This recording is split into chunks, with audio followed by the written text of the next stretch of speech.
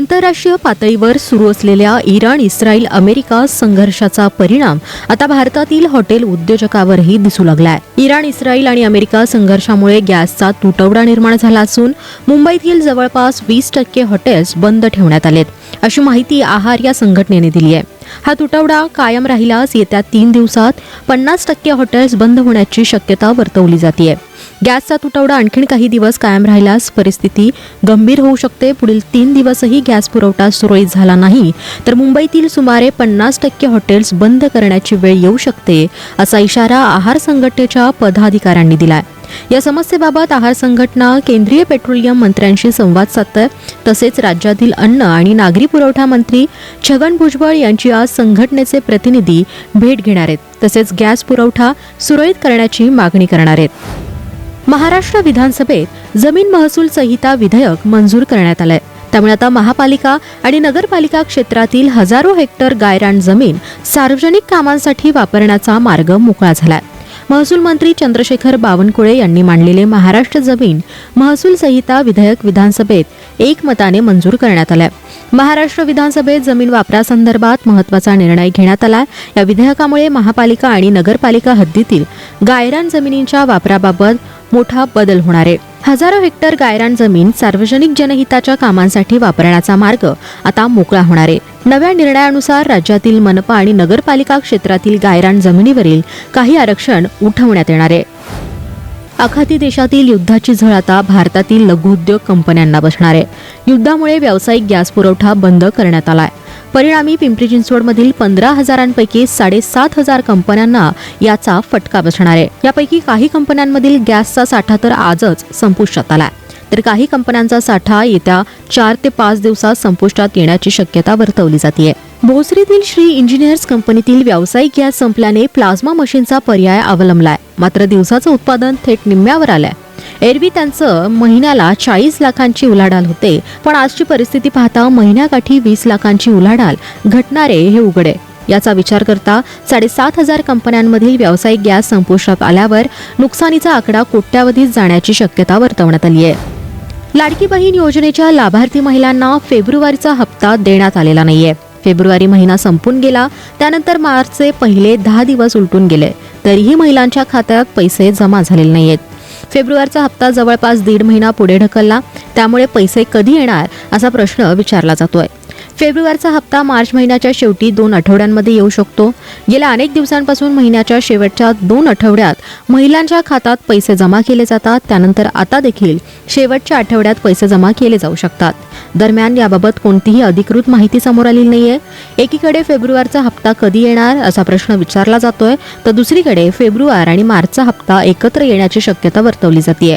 याआधीही 2 हप्ते एकत्र देण्यात आलेत, त्यामुळे यावेळी देखील महिलांच्या खात्यात 3,000 रुपये एकत्र येऊ शकतात. यावेळी देखील महिलांच्या खात्यात 3,000 रुपये एकत्र येऊ शकतात का, याबाबत लवकरच माहिती दिली जाईल. सध्याच्या भूराजकीय परिस्थितीमुळे इंधन पुरवठ्यातील व्यत्यय आणि एलपीजी पुरवठ्यातील निर्बंध लक्षात घेता मंत्रालयाने तेल रिफायनरीजना अधिक एलपीजी उत्पादन करण्याचे आणि त्या अतिरिक्त उत्पादनाचा वापर घरगुती एलपीजीसाठी करण्याचे आदेश जारी केलेत. मंत्रालयाने घरगुती एलपीजी पुरवठ्याला घरगुती ग्राहकांना प्राधान्य दिले असून साठेबाजी आणि काळ्या बाजाराला रोखण्यासाठी 25 दिवसांचा इंटर बुकिंग कालावधी सुरू केलाय. दरम्यान आयातीत एलपीजी पासून होणाऱ्या नॉन डोमेस्टिक पुरवठ्याला रुग्णालय आणि शैक्षणिक संस्थांसारख्या आवश्यक नॉन डोमेस्टिक क्षेत्रांना प्राधान्य देण्यात येतंय, अशी माहिती देत पेट्रोलियम मंत्रालयाने गॅस पुरवठ्याबाबत स्पष्टीकरण दिलंय. पश्चिम आशियामध्ये सुरू असलेल्या इराण इस्रायलच्या संघर्षाचा फटका आता भारताला बसत असल्याचं दिसून येतंय. या युद्धाच्या पार्श्वभूमीवर केंद्र सरकारने एलपीजी सिलेंडरबाबत महत्त्वाचा निर्णय घेतलाय. एलपीजी सिलेंडरच्या बुकिंगमधील अंतर 21 दिवसांवरून वाढवून 25 दिवस इतकं केलंय. त्यामुळे ग्राहकांना आता एक गॅस बुकिंग केल्यापासून 24 दिवसांनी दुसरा गॅस बुकिंग करता येणार आहे.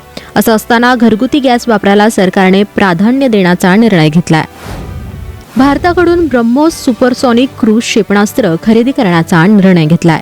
या कराराची किंमत जवळपास 3,000 कोटी असण्याची अपेक्षा आहे. इंडोनेशियाच्या संरक्षण मंत्रालयाच्या प्रवक्त्याने या कराराच्या बातमीला दुजोरा दिला. त्यांनी देशाने ब्रह्मोस क्षेपणास्त्र प्रणाली मिळवण्यासाठी भारतासोबत करार केलाय. हे पाऊल इंडोनेशियाच्या लष्करी क्षमताचे आधुनिकीकरण, विशेषतः सागरी सुरक्षा मजबूत करण्याच्या धोरणाचा एक भाग म्हणून पाहिलं जातंय, असं म्हटलंय.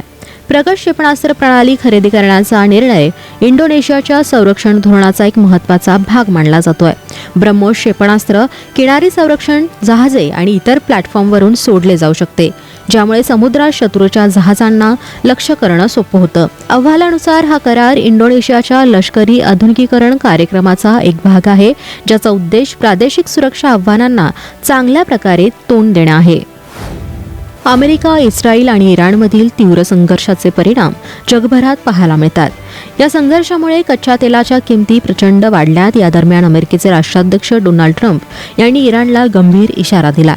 जागतिक तेल पुरवठ्यासाठी अत्यंत महत्त्वाच्या मानल्या जाणाऱ्या होर्मुझच्या सामुद्रधुनी या समुद्रमार्गातून होणारी तेलाची वाहतूक रोखण्याचा प्रयत्न जर केला तर अमेरिका इराणवर अत्यंत कठोर कारवाई करेल, असं ट्रम्प यांनी म्हटलंय.